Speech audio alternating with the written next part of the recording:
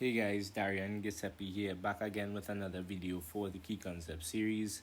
In today's video, what we're gonna do is look at a question, and this question is related to geometric progressions. So, with that said, let's get into the question. So, the question says a geometric progression is such that S infinity is equal to 9. When they say S infinity, they mean the sum to infinity is equal to 9, and S2 is equal to 5. S2 represents the sum of the first two terms. So that's the two pieces of information they're giving us so far. For the question, they say given that the common ratio is greater than 0, calculate S1 for the series. And this is basically what they want us to find. So that is what you need to note, right? That's what the question is asking you to find. S1 is the same as the sum of the first term of the series, but in other words, S1 is A. And we know that A for a geometric progression is the first term. So S1 is the same as finding the first term. So effectively, that is what we are being asked to find, the first term for this geometric progression. So what I like to do where geometric progression questions are concerned, and even arithmetic progression questions, I like to put down the information that the question has given me. So that would be this here and this here, right? So that's the first thing I would do. So we have the two sets of information that they gave us, but we need to recall the formula for this, and also to what is the formula that we're going to equate the 5 to, right? So this is what we will have here. You have the S infinity, the formula for the sum to infinity is A on 1 minus R. So you just equate that to 9. So that's like a nice little equation we have there. And then you see this S2.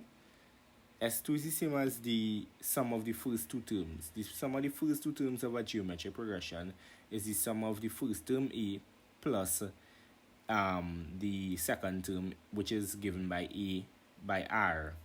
So we could equate 5 to A plus A by R. So this is what we have here. And then what you would notice is that from this we can get an equation, and from this we can get an equation. We could get two equations that we could solve simultaneously. So I could get an equation 1 here, right? And how do I get this equation here? I just cross multiply, and that's how I get this here, right? That's how I get equation 1. And to get equation 2, what I do here is I just factorize the A out in this equation here. So that's how I got this equation. So we get two equations from the information that the question gave us. We get two equations that we can solve simultaneously. Now we just have to solve them simultaneously. Looking at the equations, you notice that A is the subject in equation 1. So what I would do simply here is substitute equation 1 into equation 2.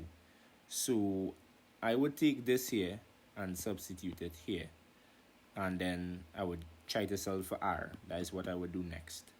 So substituting equation 1 into equation 2, it will give us, what will it give us?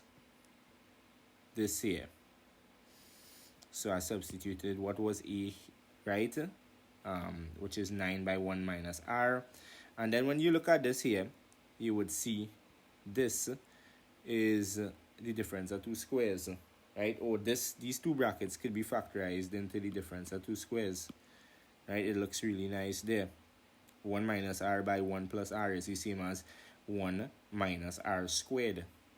So that would boil down to that. Then the next thing I would do is then just try to make R the subject of the formula. So we could send this 9 across here by, well, it's multiplying on the side, so it would divide on this side. So we could send that across. And then what we could do is, let's go up here and make R squared the subject. We would get 1 minus 5 on 9, and then r squared is equal to 4 on 9. Then we just square root both sides to get rid of the square, and we would have, right, r is equal to plus or minus the square root of 4 on 9. So therefore r is equal to plus or minus 2 on 3. But remember, the question said that the common ratio is greater than 0. So what we need to state is that since the common ratio is greater than 0, then we take the value of r to be positive 2 on 3. So just one value.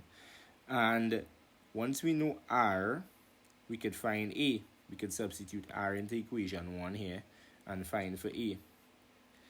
So when r is equal to 2 on 3, substitute it into equation 1, and you should get a here. Right? A would be 3.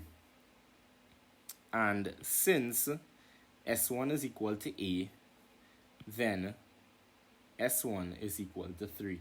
And that is our solution to this question here. Basically, simple.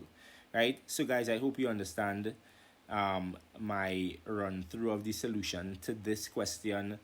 I hope it helps, and feel free to like the video, share the video to somebody that you believe it will help, and with that said, see you in the next video.